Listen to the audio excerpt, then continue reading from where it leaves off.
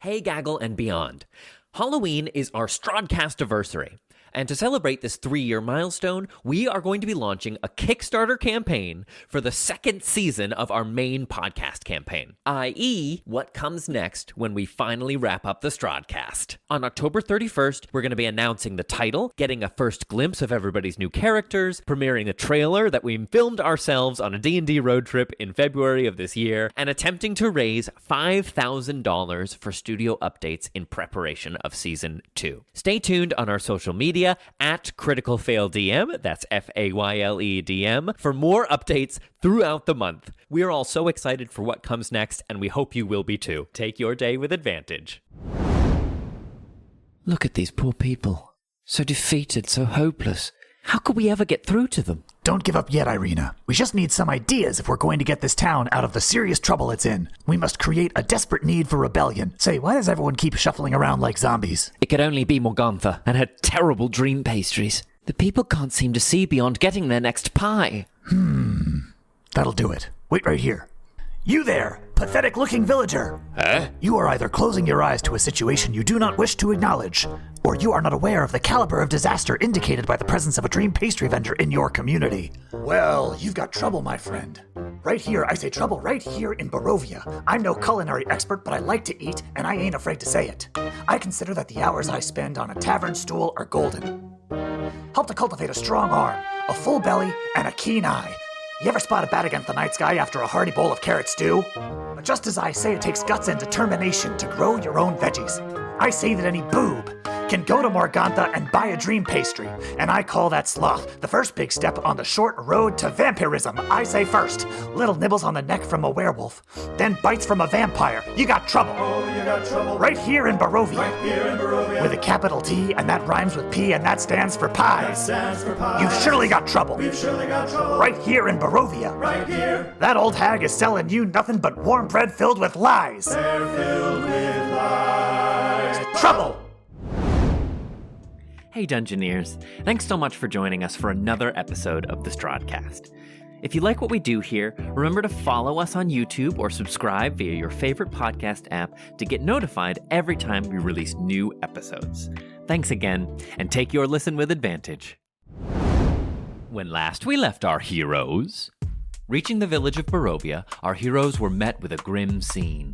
Bodies piled high, and a thick atmosphere of fear, anger, and desperation looming overhead. Entering the village, our heroes found the starving villagers in line for Morgantha's dream pastries, seemingly now the primary and perhaps only source of food for the beleaguered village folk. When one could not afford the cost, Morgantha offered a trade of a child to pay off the cost in exchange. Our heroes intervened, causing Morgantha to abscond from the scene, pastries and child in tow. Deprived of their daily bread, the crowd turned murderous until Drogar conjured a humble feast for the poor souls, calming their spirits and filling their bellies. Though the crisis was averted, the villagers will continue to suffer as long as Morgantha holds them in her thrall. How will our heroes approach this persistent patissiere? Find out now on the Strahdcast. Close your eyes. Take a deep breath.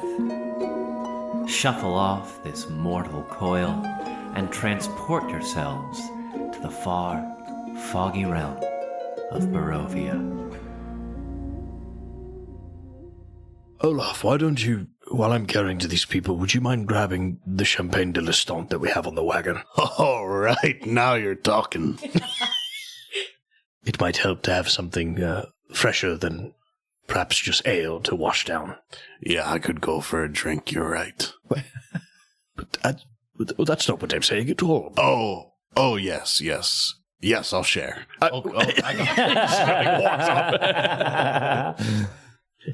Peculiar, that fellow.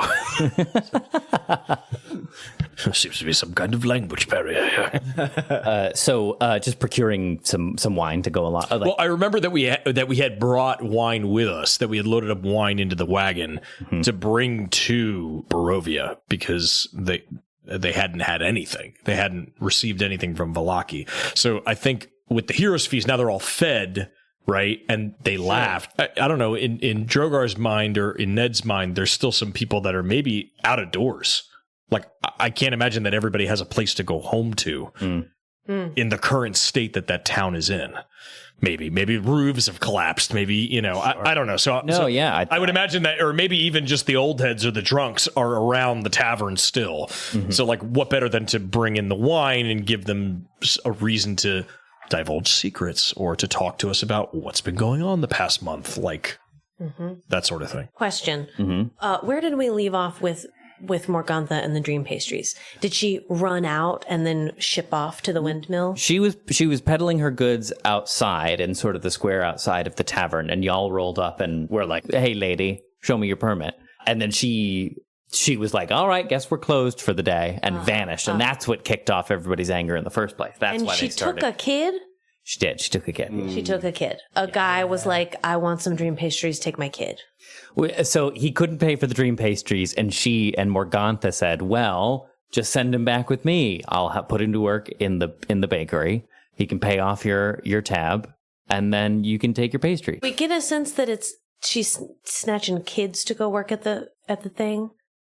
Is it a kid snatching business? She took that kid. Yeah, I think it's more. I have some questions about kids being snatched and taken to go work in windmills. My only question is, what's in the pies? How old are these kids? I want to know what's in the windmill, kids? and now I have this ring of invisibility. Can we take this brief opportunity to establish and try our best to remember which NPCs are with us right now? We have Pasha, Dimitri, and Irina. Yeah, I think the core three are with us. Core three. Yep. The core The golden trio. The golden trio. Golden trio. The Holy Trinity, if you will. The Triforce. Triforce. Say more things that are three. No Ganondorf, though. Luke, Leia, Han. Luke Han. Ooh, Luke Han and Leia. Poison Ivy. The Lord of the Rings. The plant. Yeah. What? These are three let me be, right? Okay. Wait, I don't get it. Oh, 3 leaves? Yeah, okay, these three I let me got you. I was a little far, but we got there. Did you first picture a redheaded lady? Yeah, I did. I first pictured Poison Ivy. Wisely is where my head went. Everybody immediately pictured a redheaded lady and said 3. Are there 3? Late at night while you're sleeping, Poison Ivy comes a creeping all around. That's a song about STDs. Don't let anyone tell you about They're better than two, right? Oh, yeah. All right, so let me set the scene here. We'll say we're getting out into the evening. We had this sort of transformative moment where you were able to get this crowd. You flipped them over. It was on a knife's edge. They were getting really tense, and you could just feel the mob kind of spinning up, and you were able to tip them over into humor, and it just sucked the tension out of the air, and everybody was able to relax. And so then people started milling out. Everybody still looks a little unsure, and I think as you're watching them go, some of them still clutch it to their bosoms as if it's trying to run away, or kind of stuffing it into the folds of clothing so no one can see what it is they have. They're still there's still some desperation in this place, but you've managed to disperse the mob. So things are quieting down now. Behind the bar is the pudgy little barkeep who's just kind of wiping down the bar, and he looks over at all of you and he says, "This is the first time I've made money in fucking years." That's great. Ah! What are you going to spend it on? I hadn't really thought about it. If you could spend it on anything and not something practical, for fun, what would you spend it on for fun? Fun? Yeah. Olaf, put that barrel right up there, will you? Fun. Oh, here you go, friend. And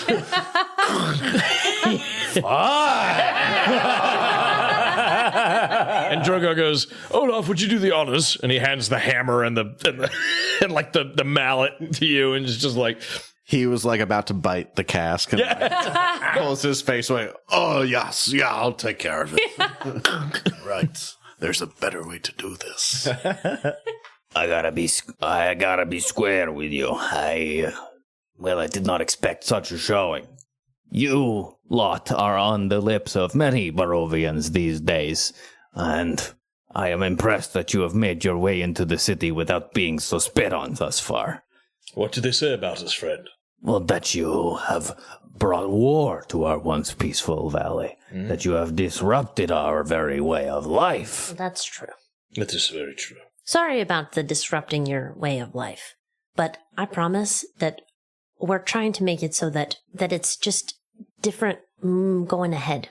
That it's not just trying not to get squished under a boot. Mm-hmm. And far less fear and hatred. And there was always war. We just made it a little bit more even-sided.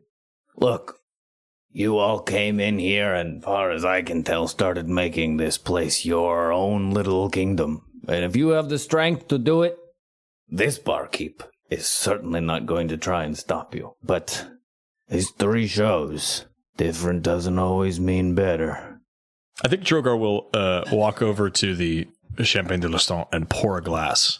Mm-hmm. We'll pour 2 glasses. Mm-hmm. One for himself and one for the barkeep. And he will slide it toward him and go, please. 3. How did we make the 12-year-old an alcoholic? When Drogar turns Fun. Come on, Drogar, leave a little.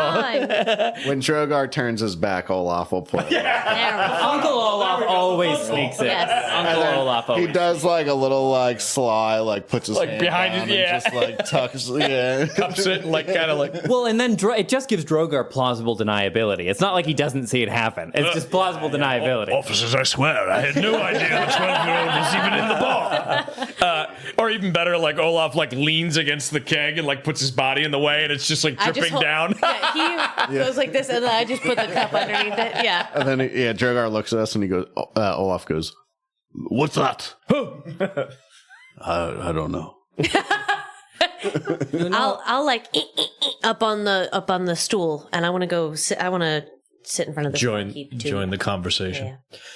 You know, I'll be honest, you don't seem too much like bloodthirsty marauders hell-bent on destroying the fabric of our society. You all seem just a little bit more, and you'll excuse me, goofy. Well, somebody rolled a natural 20 on their perception check. What can I say, my good man? We contain multitude. That's fantastic. Cass says, standing on a bar stool. Oh man. Spotlight drops down. Captain Morganing on the bar. Yeah. Oh wow, I love that. What is your name? Arik. Arik. Arik the barkeep. Arik the barkeep. It's very nice to meet you. I'm Winnie. Oh, we've met before. Oh, we did meet. Did we meet last episode and I forgot? No, when you came, it was when you first came here. Oh wow. It was a long time ago, and you all have been up to much heroing since then. You can't be blamed. Oh wow. Well- I'm sorry, I forgot. That's okay. I drink wine now. Also, I'm 12. While you unpack that, have a sip of this. Congratulations. Has he had the Champagne de l'Instant? Wait, is this the good stuff? Why don't you tell me? He takes a sip.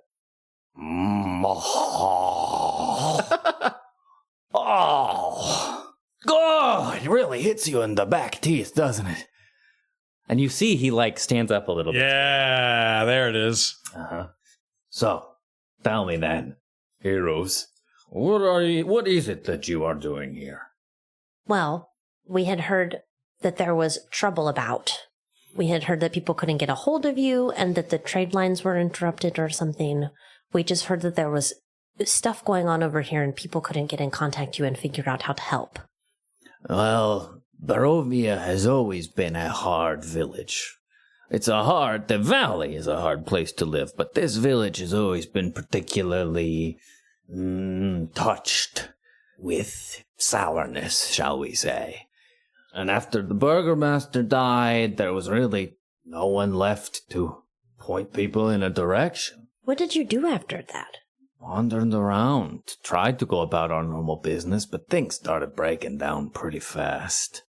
And any time, we would catch wind of some great victory far to the west, there would be more dead bodies the next morn. Oh boy. Irina, perhaps you could tell this good fellow as to why we had to so hastily leave Barovia the last time.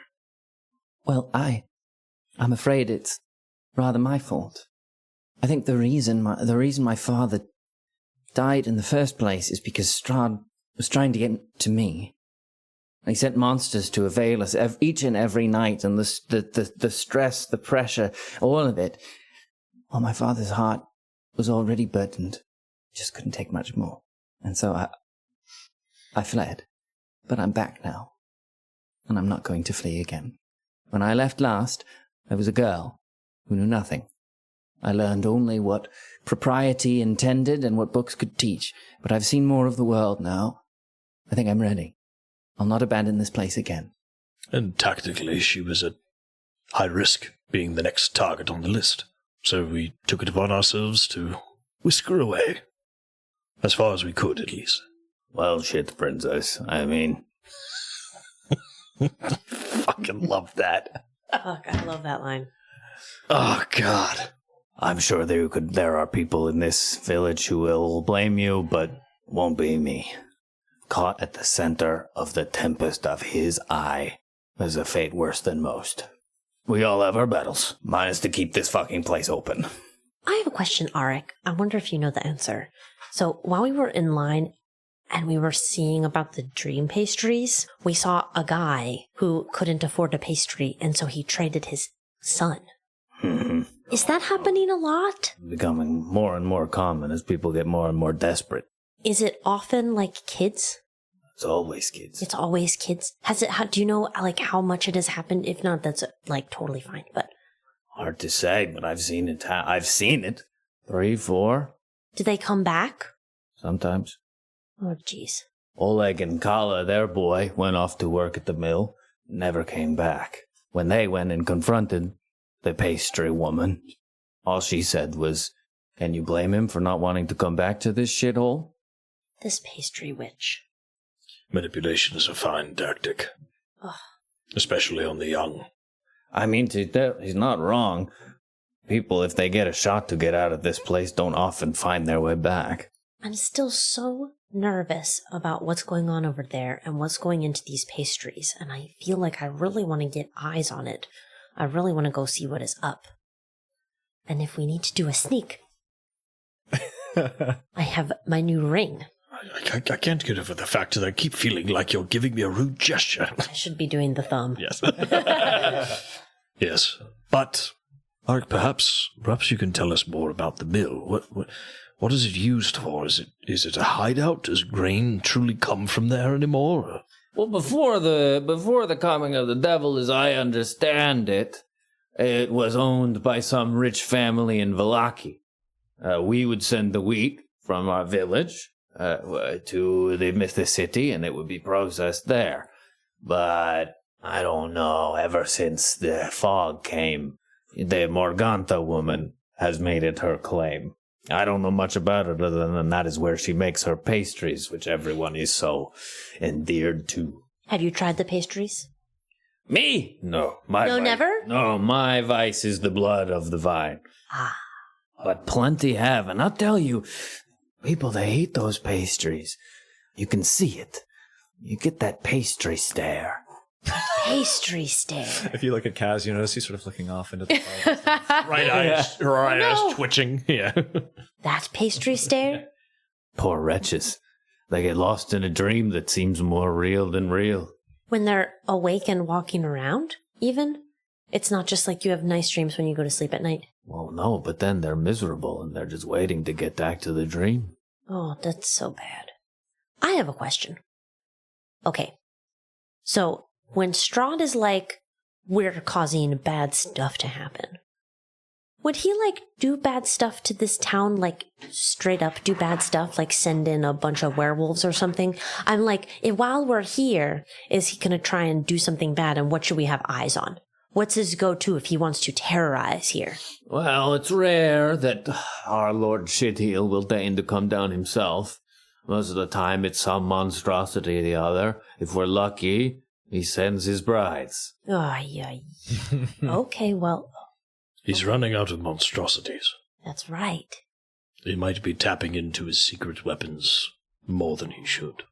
Arik, would you mind if we spent the night here? By all means. You can find a place to lay yourselves down and go for it. Well, I think we have some bedrolls in the wagon, and you mind if I get this fire roaring? It's dying out a bit. Not even purring at the moment. Please do. Drogar walks over and breath weapons it, like, you know, like gives it a poof, and then goes over and like I imagine there's like a broken chair in the corner, like one that's like missing a leg, and like the back is like split in half, and he just grabs it and just. My brain just went straight to, you said, gives it a poof. And my brain was searching for a quote. And it was Ollivander's wand shop. Yeah. Well, give it a wave. Yeah. Well, give it a poof. I didn't think I was searching for a quote, but I did hear him immediately say it in a British accent. So like a more Give it a poof. Yeah. Well, John Hurt is the inspiration. I know. Yeah. One of the many. Well, give it a whirl. While that's happening, I'm going to like finish my little glass / I'm going to like drink a couple of sips more of mine, and then like give Drogar a little bit of a look and pour mine into his and leave my little glass and go, and then off my stool. And I just want to, I would love to, in the falling darkness, I just want to take a little walkabout and like get the lay of the land. I want to keep my eyes peeled to see if there's any other kids running around. And I want to take Pasha with me. Okay, great. So stepping out back outside the tavern into the... Yeah, I just want to take Pasha and do a little walk around, see if we run into any other kids. And then in the back of my mind, I'm also keeping an eye out for Mad Mary, because I have a message for her from Gertruda that I promptly forgot. And I'm going to have to listen back to. She just wanted you to let her know that she's all right. Okay. Gertruda was not excited. That was part of your conversation before it turned to Pasha. Yeah. She just wanted her to know that she's fine. Yeah, she did not want to go back, but she wanted her mom to know that she was okay. Okay. All right. Stepping out into the night, why don't you give me an investigation check? I didn't think I'd have to be rolling dice. I didn't even open my bag. That's what the game is. Well, this is Dungeons and Dragons.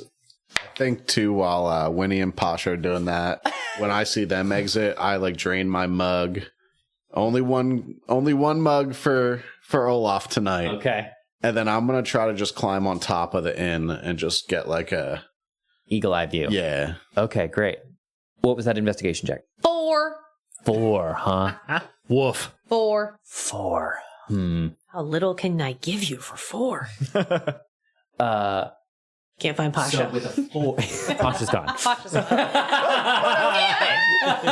Not again. With a 4, you head out into the night trying to find Other kids. There weren't any other kids with the druids when I was there either. No other kids? No, it's just me. Man. Do you remember anything before the druids? No. You've told me your story. Yeah, but that was all since I was with them. Yeah. Before that, it's like I try to remember, but it's like trying to read a page with a little burn in it. It's just gone. It's gone in a way that feels like everything before the druids is gone. Like there was something written once. Yeah. But now it's Somebody just empty. put it out. Mm-hmm. Yeah. Ugh. So you never knew any other kids? If you don't remember what was before the blot. Not until I met you. Hi. Hello. But it seems like, when I was in the cage, I would always imagine how much fun all the other kids would be having while I was locked away there. But looking around, seems like, I guess everyone's kind of caught in a cage of their own. Yeah, I think that's right. I think everybody's in a cage, different sizes and for different reasons. But I think that makes you particularly good at handling these situations. Because you understand being in a cage. Mm. And you understand getting out, and how that's also hard. It's easier when you have help.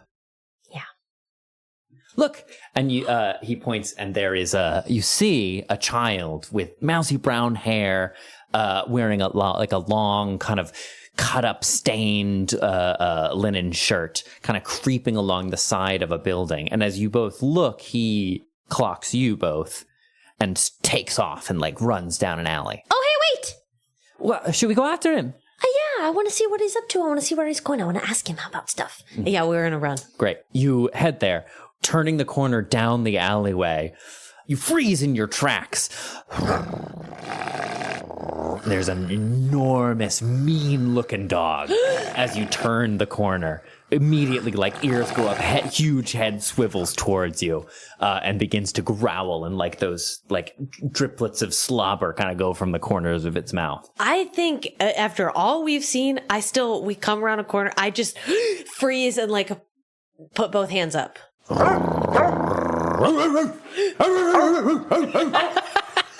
Is it on a chain or anything? It runs and like leaps into the air, and then it gets like caught in its neck as a long the chain. yelp. As a long chain rope connects it to the side of the building. Oh dear. The boy that you saw is nowhere to be seen. Back on it.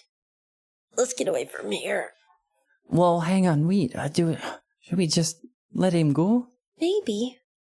I mean, is he chained up in front of somebody's house? Where's he chained up? He's like in a back alley. Oh, did Pasha mean let the boy go? As I meant let the dog go. Let the dog go. You want to let the dog go? I suppose we could. He doesn't seem very comfortable. Oh, look. Give me a perception check. 16. Where his collar runs, like the collar's too small. And it kind of chafes against his neck, you know, and it's like raw skin and like flea bitten Right in the fucking feels. I hate this. I want to go home. You know, every one of us here is an animal lover, you bastard. I'm sorry. Kill the kid. Leave the dog alone. Did that kid do this to you? I'll kill him. I'm gonna just... Pasha, can you read this dog's mind? Do you know anything about this dog that I don't know? Is he gonna eat me? Well, let me ask him. Pasha walks over. Gangly arms and all. Pasha walks over, gangling arms, and the dog, meanwhile, returns to like the outer extreme of the length of chain, so there's no slack, and is just returned to growling. And he kneels down on his little. He like kneels down and puts his hands over his knobbly knees, and he goes. Ruff, ruff,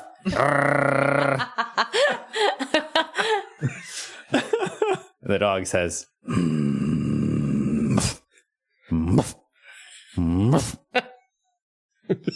Shadow does the exact same thing when somebody's at the door, and I'm like, Shadow, stop yelling. He goes, Oh yeah. he gives like the little like Whisper barks. fuck you barks. Like,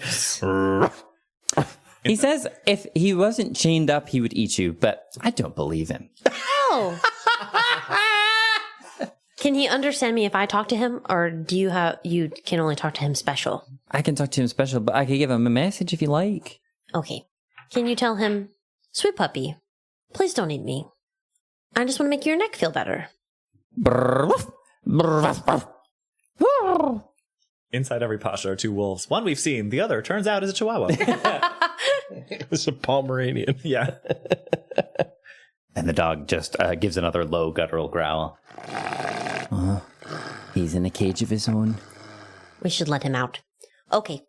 I'm going to go and see what his chain is attached to. Great. You kind of begin to step forward, maybe hold out a hand, and it growls again. Pasha says, oh, do you know what? I've got a good idea.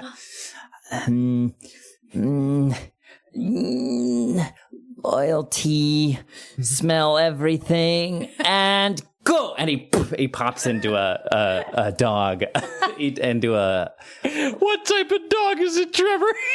A dog would Pasha be? I think he's got to be like a collie, right? Yeah, like a border like collie. A shaggy-haired collie. Yeah. Or he goes from big gangly boy to hot dog. Yeah, to dachshund. He's a little dachshund. Yeah, that's it. He's a little dachshund. He's really long and gangly. No, he could be like a greyhound or a whippet. King Charles. He's a King Charles Spaniel. Oh my God. He's a King Charles Spaniel with the huge ears. With the hair that hasn't been trimmed in like a year, so it's all just like shaggy on top. Pasha pup. And so Pasha begins wagging his tail and lolling his tongue, and he like rolls over onto his belly. And that seems to calm the dog. Good. Yeah. And so if you want to give me an animal handling check. Oh, bless our hearts. Good luck. Oh, bless us. Heavens to Murgatroyd. Roll high. Natural 20. It's the first one for Winnie in a while. Long time. Oh, man. I didn't even recognize those numbers. I thought it was a 2. Good Lord. This episode is sponsored by the ASPCA. In the arms of- Visit your local adoption center today. Yes. Have your pet spayed or neutered. And by modern artifice, for any time you need to roll above a 15. Rolls above 15. Natural Yes. 12. Animal handling. Where was I? You remember I just rolled a natural 20? Did you see that? Did you see what I did? The big gnarly dog is distracted by Pasha in his King Charles form for a while. And as you approach and you kind of like start to run your hands along the collar to see if you can find like the latch to let him free, he like whips his head back around and growls a little bit.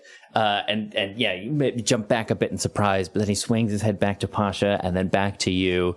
And then, you know, his huge chonky head, you know how pit bulls, they just like get that great smile on their faces. I love it. The velvet hippos. Yeah, the tongue rolls out, and the ears relax, and he rolls onto his belly too, and starts just kind of like, you know, dogs, they give themselves the back massage and I'll lay down on my back too. I want to wiggle too. all three of you are just wiggling in the dirt. Wiggling in the dirt. Wiggle, and then I kind of wiggle away and crawl over on all fours and just see if like he's tied to a tree or somebody's house or like what post he's. You find the latch like around the collar that you could that you could release. Okay, yeah, I'll do that while I'll get up off of my back and crawl over to him and give him some belly scritches, and then scritch and just try and unhook his collar. Mm-hmm. Yeah, it comes free, and you kind of see the relief on the dog as he gets up and like finds his feet again. And you can feel him kind of like testing the freedom, like he walks the distance that he knows the leash kind of goes to. He just does. And he does like one toe away from how like the distance he knows the leash is at, and then he kind of does like that jump thing, you know, where he's up on the front legs and they come down and the back legs go up, and like he like swings his head around. Pasha turns back into a boy and says, "Oh, I think he's happy." Oh, that's good. Puppy, come here, puppy. And then I'll pat him on the back and I'll say, "Have fun," and I'll cast Cure Wounds for his neck. Oh, wow. You see his fur takes on a nice sheen and starts growing back, you know, in that area. It starts to look like it starts to heal, the rubbed raw skin around his neck. And as he goes back down onto his back for more belly rubs, you hear a small voice come from behind you. "Why did you do that?" And it's the sandy-haired boy that you had seen run off, standing in the back of the alley behind you. Oh, he just looked like he was pulling so hard on his chain it was hurting his neck. It seemed like he wanted to be free. And then my friend here, he can talk to animals, and he said that, yeah. Are you okay? It's my dog. I haven't been able to take care of him since Papa died. I didn't know what to do. I'm sorry. Thanks. I don't think he's going to run away or anything. I think he'll just stay around here. But I don't think that probably he needs to be chained up anymore. You're one of them. Yeah. Are you going to eat me? No, I don't eat people. Huh. Oh, I'm kidding, I'm joking. I'm kidding. I'm sorry, I'm kidding. I'm too small, I can't eat anybody. That's funny. Who are you with now who's your grown-up? I don't have one. Are you still living in your big empty house? Mm-hmm. Are you lonely? I mean, at this point, I don't really know much else, so I don't know. When did you lose your papa? Last week. I'm sorry. Hey, are you hungry? Did you get to the tavern already? No. Why don't you come with us? I think there's still some food left at the tavern. My friend, he can create food and water by magic, and there's still a lot. And he just started a fire. It's warm. We can bring the dog. What's his name? Grotto. Grotto? I love that name. Did you name him? No. Let's go get something to eat. Give me a persuasion check. Get in the zone. Dang it! Grotto zone. Get in the zone. Grotto zone. 16. Okay.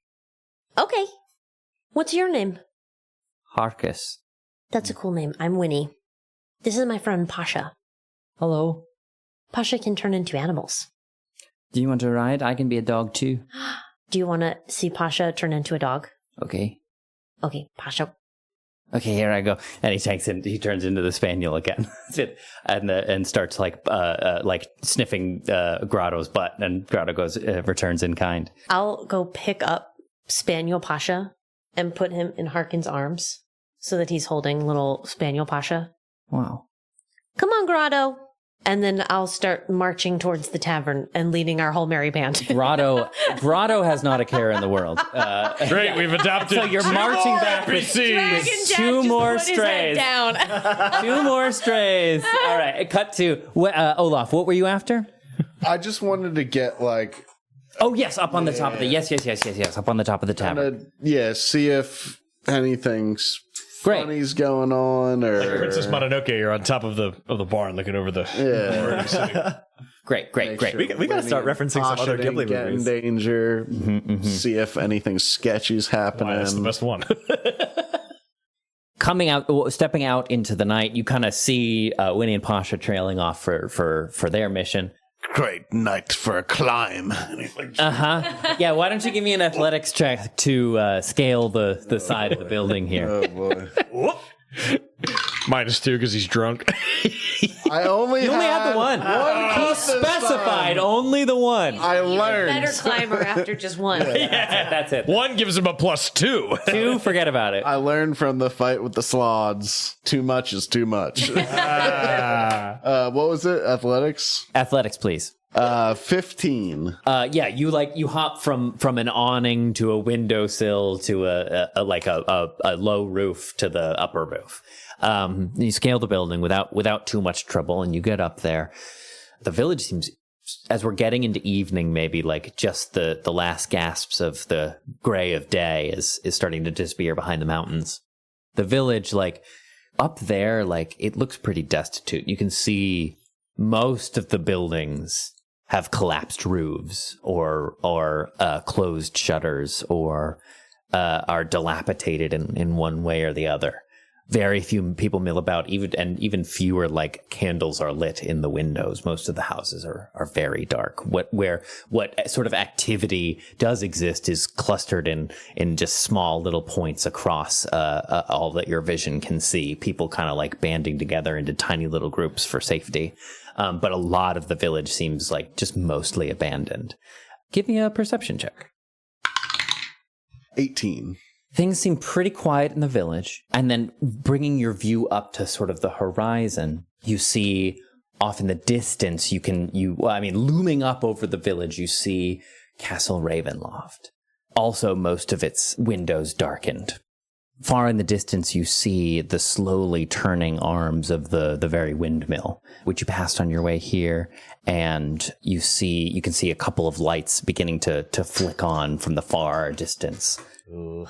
Maybe you take a seat back to reflect on what you've seen already through the day, Olaf, and as you look up towards the sky, again, the moving of the fog and the misting of the clouds, you see that silvery vulpine face just materialize in the clouds and then vanish. Oh, I love this. Yeah, what is going on? Can I do like a memory check? Does that mean anything to me, or to like the berserker Roll to rack people? your brain. Yeah. Why don't you give me a history check? Okay. Fuck. Well, that's a 2 + 0. Damn. Do you have inspiration? I don't. That's no fox. It's pinging for you. A 2's right next to a 20 too. Yeah. It's that close. Yeah. It's really pinging for you, Olaf. The berserker lore is full of all sorts of like animalistic spirits, and you are sure that perhaps there is a fox among them, and maybe that's what's pinging for you. But your mind has been so consumed with war for years now that any of the druidic teachings of your youth have kind of faded into obscurity like so much trigonometry. And you can't bring it to mind at the moment. But it does seem familiar somehow. Okay.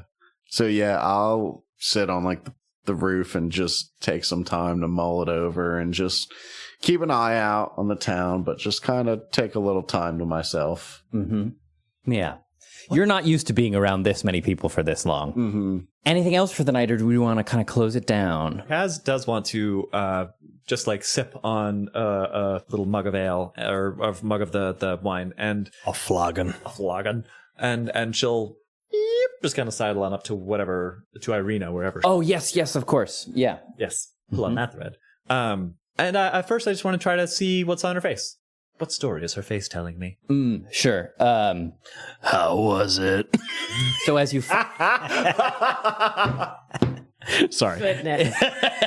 But also, But also the eyebrows and the lean in. You look a little peaked. I hope it isn't bird flu. What?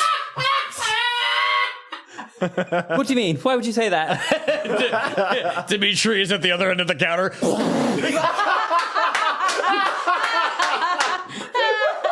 Read my mind. Oh my god. Kaz does not say that, but I'm How are we the same fucking person? Respectfully. I'm sorry. Go ahead, Kay. Give me an insight check. inside. Ooh, nice.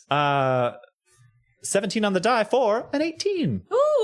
As you come upon her, you can tell that she's lost in thought. I'm picturing like sat at a corner booth by a window, kind of staring out the window, brow kind of furrowed in concentration and thought. And in fact, as you sit down, it sort of takes her a minute even to register that you've arrived. And she's, I'm sorry, Kaz, I was 1,000 miles away. How are you? I'm fine. I'm not the one failing to notice when someone slides on right up next to them. Yes, I suppose my alacrities suffered a bit. You seem like you've got something on your mind. These were supposed to be my people, Kaz. I can't say that I had all that much choice in the matter, but seeing them here now, being amongst them and seeing what's become of them since I fled, I feel responsible. You had no choice in the matter. By that logic, I'm more responsible than you are. All the same, you all have taught me so much in my time with you, and I think it's time I take a crack at being a real hero myself now. Don't you think?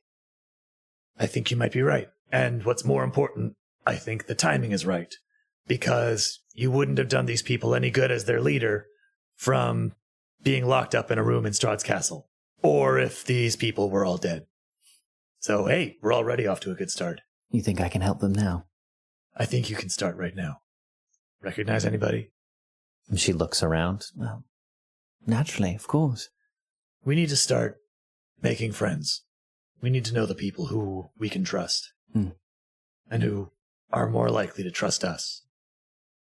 And less likely to run scared and run their mouth in it's such that it'll make its way back to you-know-who. I understand. Inroads. I think that's wise, Kaz. I spoke to many while we were feasting, learned their tales, their names, their stories. It has really suffered under his thumb, this place. So is the whole valley. We don't have a lot of knowledge about this place, and I think you're kind of our best bet. We don't need to do anything right now. I know we're all tired, but let's think about who it is we should be approaching. I think the ones we need to approach is this Morgantha. To my eye, she's the one causing most of the ruckus around here. Well, sure, obviously, but we're not going to make her an ally. I'd kind of like to see her in discomfort. I take your meaning. But we're still going to need to make friends. We have enough enemies as it is.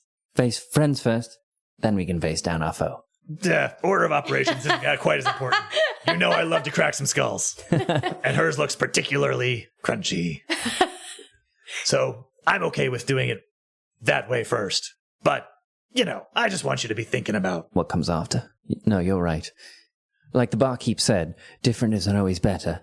I suppose if we're going to remove this influx of pastries, then we'll need to know what comes next. Also, if everybody knows that we're the one who cut off the source of their pastries that they've come to love so much, they might be a little mad at us, even if it is what's right for them.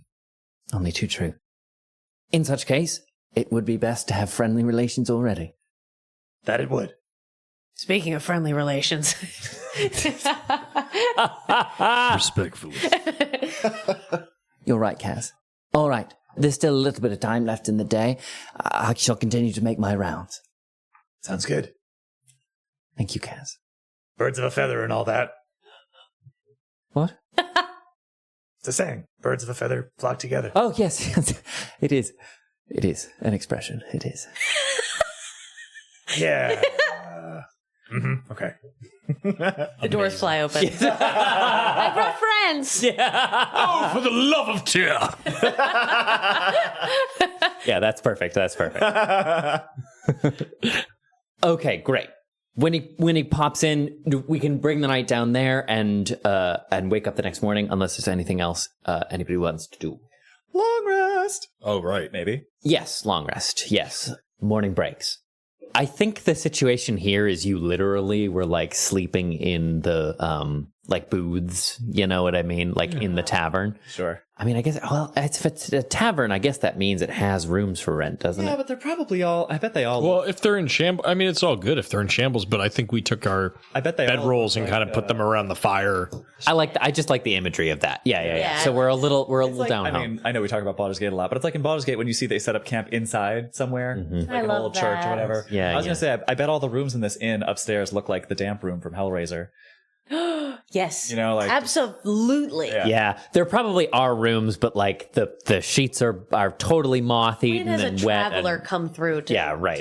to rent a room? the housekeeping has not been by in a minute, so maybe we all just kind of crash in the main room, maybe. Or it's just got like dirty dishes stacked up in one of them. Or Right? Yeah, I think some of them are like full old of boxes ale and- barrels. Yeah. But bar storage. Yeah. Yeah, that's Exactly. Right, that's right. if you cut your finger and get a little bit of blood on the floor, you awaken like a BDSM demon. It's It's crazy. Hey, check out Ladies of Spook. Hey, got that depending on when it comes out. Don't know if that's That might not be out, but if it is, congrats. If you're hearing that, it's out and go check it out. If not, we were never here. I think we should set a watch too. I think I would want to at least. Okay. Not a bad idea. First night in a new place.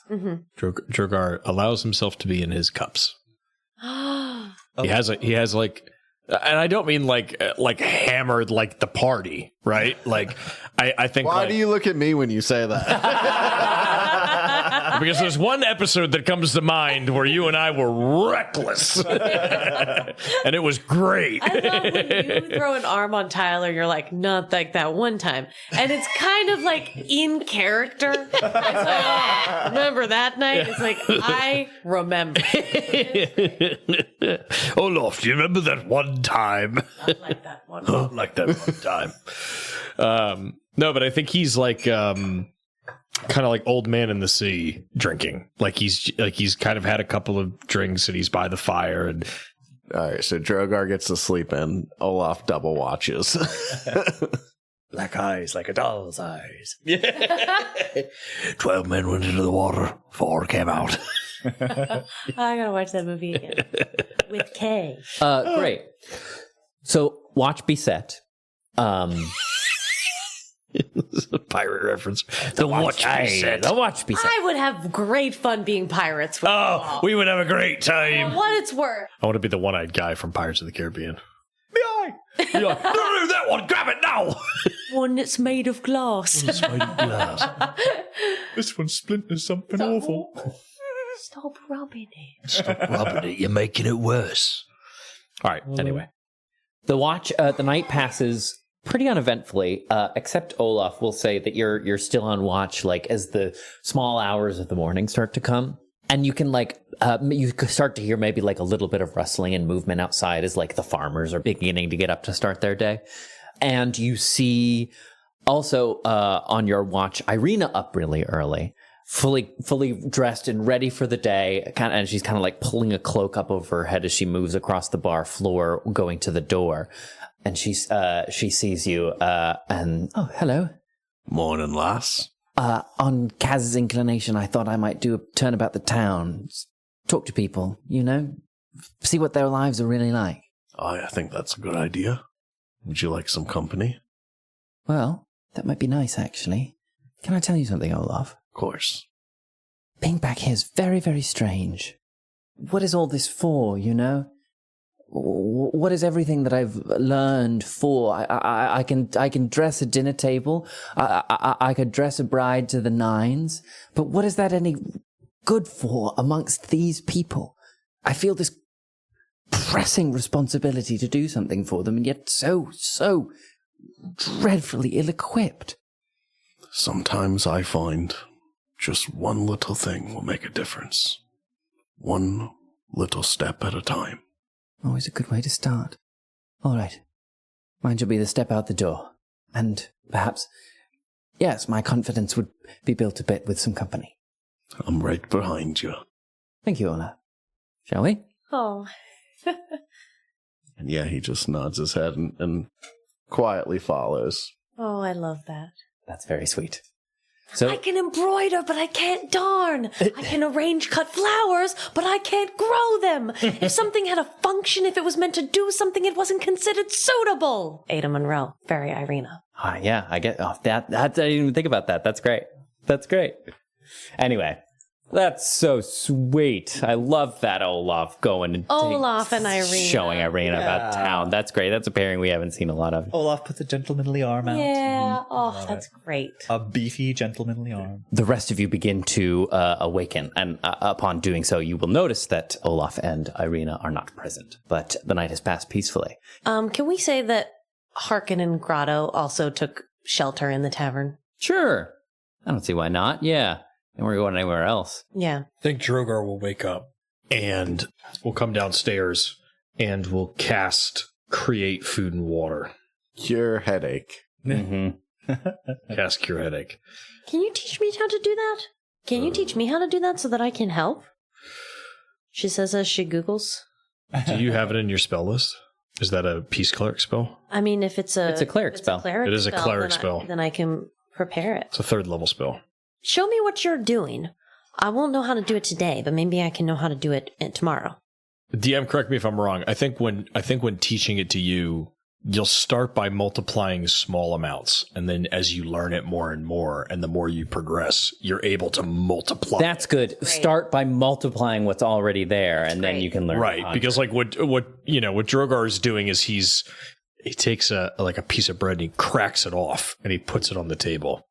And then he takes like a little bit of ale or water, and he kind of puts it in like a goblet, and he takes some of the champagne de l'Estan, and he kind of like pours a little bit in. And what you see him do is he just puts a hand over the bread, and he puts a hand over the goblet, and he just goes, and he drops his hands on them both, and one goes on the goblet, and the other one goes on the bread, and then he just tips them outward, and the goblet falls, and you see like the water pours out across the table, and then out of the water comes these like little pitchers. And then as he pushes the bread aside, it like rolls into like loaves. Yeah. Oh, that's Right, cool. they just like kind of, and it like looks like an optical illusion. Like it looks like they're just like like AI Slow created motion, it. You like know, it's like long rolling. exposure. Yeah, it's like rolling off, but then like a couple like kind of fall off onto the table, and he's like, oh, darn it! Oh, somebody grab that for me. I got it.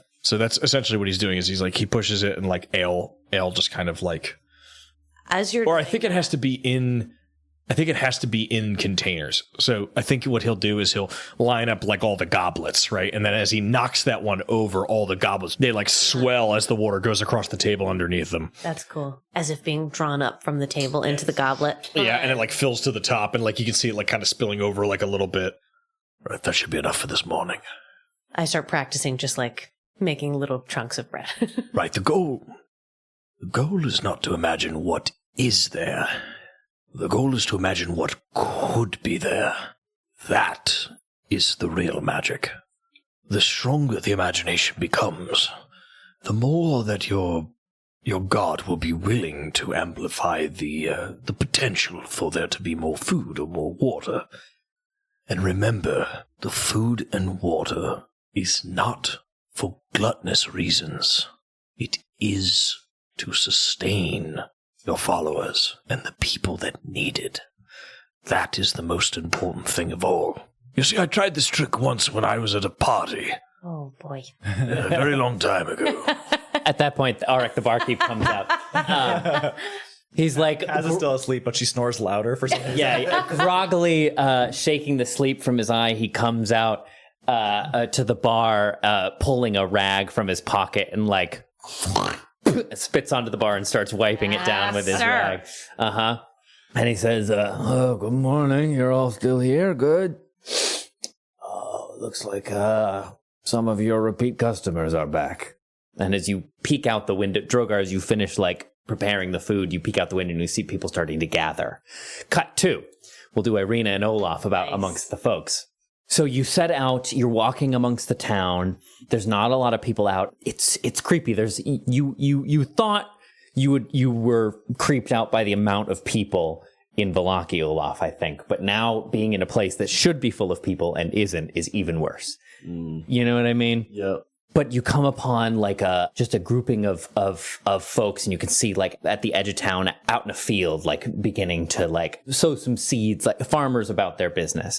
And Irina looks over to you and says, "Okay, wish me luck." Good luck. "Thank you." And she kind of floats off. And maybe you hang back at a distance, Olaf, and you see her make her way over, and she begins talking to people. And you can see as they turn, like you watch Olaf. Give me an insight check. Oh boy. Insightful. No, Olaf. No, Olaf. It's okay. Nothing. That's a 1. No. Oh God, you've had the luck. Oh boy. Yikes. Okay, in that case. Jeez. They're attacking. Kill him. Yeah. All right. So I shoot the nearest. Olaf draws his bow. No, but you go over, you watch their faces, you hang back a little bit, like letting her approach these folks and start to chat. And you see like across their faces as she begins to speak, they turn, you can kind of see like first confusion and then apprehension and then maybe a little eagerness enter their face as they continue to talk with her. What is that for about? What do you think it is? Like, what is distracting in this moment? She's very pretty. Or distracting, or like, what is it? Like, what? Because I love to like let the dice tell the story. So I think maybe I just like, as I'm like watching her walk over there, I then like kind of my eye drifts and I start looking at the clouds again. And that's why. great, yes, great, yeah. Looking up there, seeing if you can spot this. It's puzzling you now. Seeing if you can spot again, and while looking at the sky, you hear a sharp cry cut through the air. Your head snaps back, and you can see like a little bit of a bigger crowd has gathered around this smaller group that Irina was talking to first. And one of them has his hand on her forearm. Oh my God. And you hear him cry, "It's her! It's Strahd's mistress! We just bring her to the castle and all of this will end!" Fuck this. I pull my bow out. Oh God. And I draw it back and I go, "Release her!" Oh, that's great. Give me an intimidation check. Oh God, come on. Guidance. From a mile away.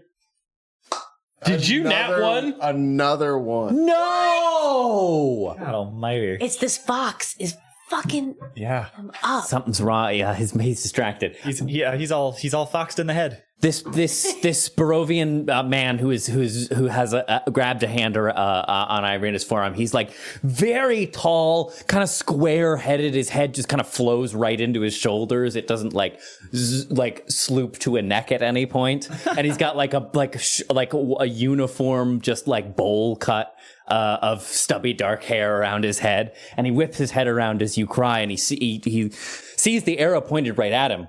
And he says, "Oh God, that's one. That's tough." Sorry, Olaf, you're just gonna have to kill the fucker. Yeah, you're just gonna have to let it fly. What's it to you? What is this, one of the berserkers? What the fuck are you even doing here in the first place?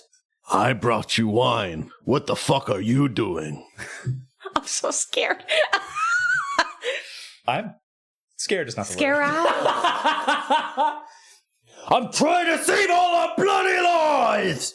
If we can bring her to the castle, that'll be the end of it! Let the lass go or lose your fucking hand. It's all right, says Irina. It's okay, Olaf. Put the bow down. And yeah, he will when she says that. But he'll walk closer as he does. We're all right.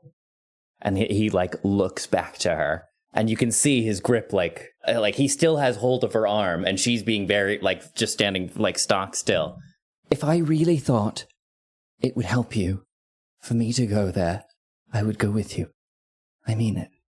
But this devil, the only way to win his game is not to play. Isn't that right, Olaf? That it is.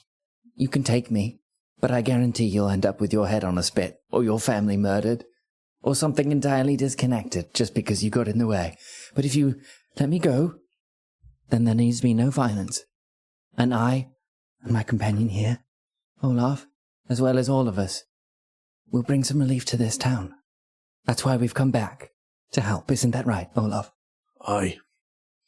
And you thank your lucky stars that she's the one in charge here. Give me another persuasion, and it's going to be, on. and I'm going to add it up with her as well. Okay. Yeah. Take one of Ned's Oh, side. Ned's dice. Godspeed, buddy. Had completely dismantled his dice tower. Well, what did you want? Another persuasion check. Okay. Or intimidation, either one. It could pair for either. I feel like I was being nice, so even though my intimidation is better, I'll take the -1 of persuasion, and that's a 15. Great. She rolled a 19. Nice. Fine. When he lets go of her arm. Olaf lets the arrow fly.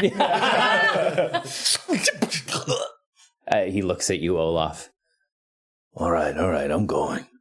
I can tell you know how to use that thing, so I'm going. Aye.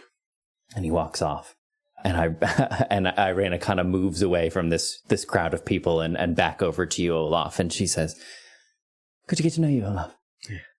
Sorry about that loss. I should have kept my head about me. No. I think we make an all right team. You handled yourself well. Well, I'm learning a lot. I can see that. Thank you. I think maybe that's enough excitement for one day, or at least for the morning. Shall we head back? Great idea. Cool. Olaf. New dynamics. We love it. So make your way back. We'll say probably Olaf, Irena making their way back in just as y'all are all gathering. And I think like rounding back up at the Blood of the Vine Tavern, all back together here, morning business done.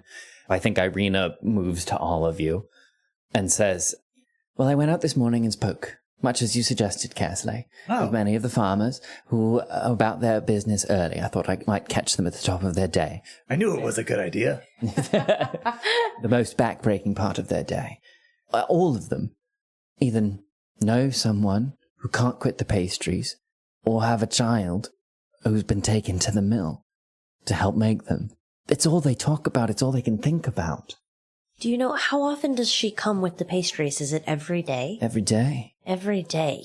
More than once a day? Once a day. Same time? Same place. What time? Evening? Getting into it. Hey, you! One roll at a time. Sorry, I didn't mean to interrupt. Oh, no, you're quite right. All right. Stand down, Grotto. I'm inclined. I've half a mind to march to that windmill right this very day. I really do want to go there, but I am wondering how. If we need to be sneaky and try and see what she is up to when she doesn't know that anybody is watching, or if we go and demand answers. But I am very curious about what happens when she thinks nobody's watching. Well, young strategist, the last time that we did a sneak, we seemed to take a witch by surprise. Do you think that we would benefit from that cause here, or do you think it would be best to go in swords swinging and arrows flying? I do not want swords swinging and arrows flying, because also there is kids there, just making pastries. Yes. Or being used in some other form. But if we want to be extra sneaky, I have my new ring. Oh. Well, that hadn't crossed my mind. Very excited to use. Sounds to me like we have a plan and a backup plan. I can become invisible. Yes. Othro can become very small and also an animal. Yeah. And when it all inevitably goes tits up, I run in. And then Cass can kill everybody when And it then goes I get to shoot tits up. people. Exactly, but no kids. And when you're all bleeding and broken, I can fix you all. It's perfect. Inevitably. It's perfect. It's what Gaz would call a win-win situation. A win-win-win. Very good. I don't know exactly how to do this, and I don't know exactly what our approach would be and if we would have any cover upon approaching. Well, But, oh my gosh. The Way Warden taught me to do something recently where I can actually look at people. I can actually, like, without even going there. You mean scry? Says Dimitri. Yeah. I just learned how to do that. I think it was a birthday present. well, do you need anything? Anything in particular? Like a... Boy, that is a really good question. do you know where I can get one of these pies? Does anyone have them saved up?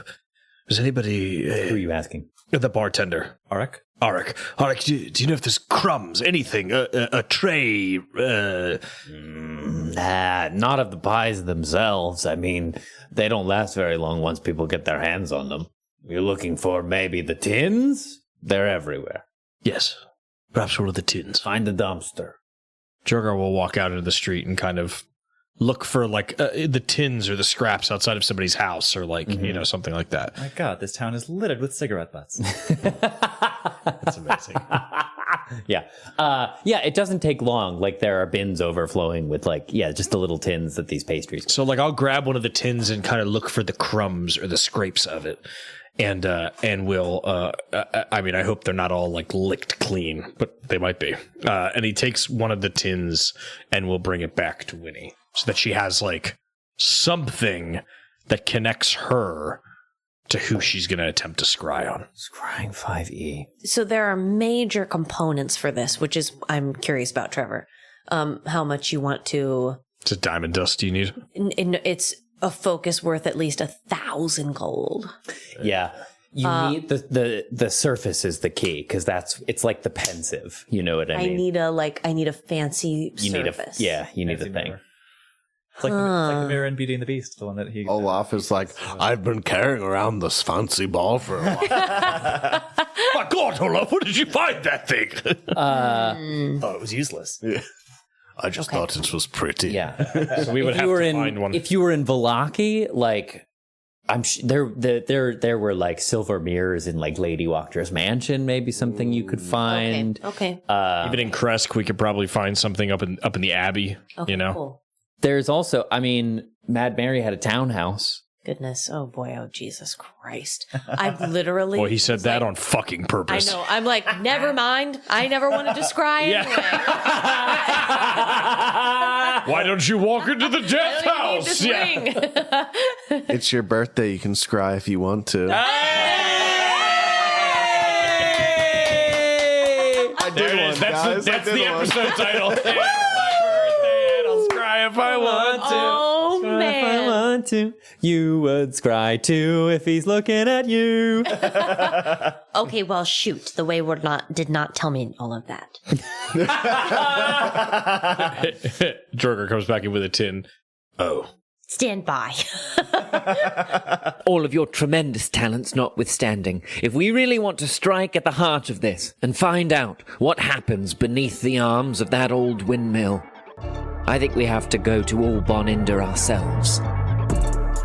Strahdcast features Campbell O'Hare as Winnie, Kay Devine-Jones as Kaz, Ned Iannacone as Drogar, Tyler Kanter as Olaf, and me, Trevor William Fayle, as your DM. Can you feel it, Mr. Patron? Special shout out to our newest patrons, 19E Swartz, Logan Milway, and Brian Joyce. Welcome to the party. If you're not ready to support us through Patreon, never fear, there are still plenty of ways you can help us out. You can follow us on TikTok, Twitter, and Instagram at CriticalFailDM. Check out our YouTube channel, where you can catch up on any of our past Twitch streams like Goon Files and Lovecraft Island, and where we release new episodes of the Strahdcast every other Sunday live at noon Eastern Standard Time. And of course, leaving a like, share, comment, or review on any of our content goes a long, long way. Thanks again, Dungeoneers, and take your day with advantage. Well, shit, princess.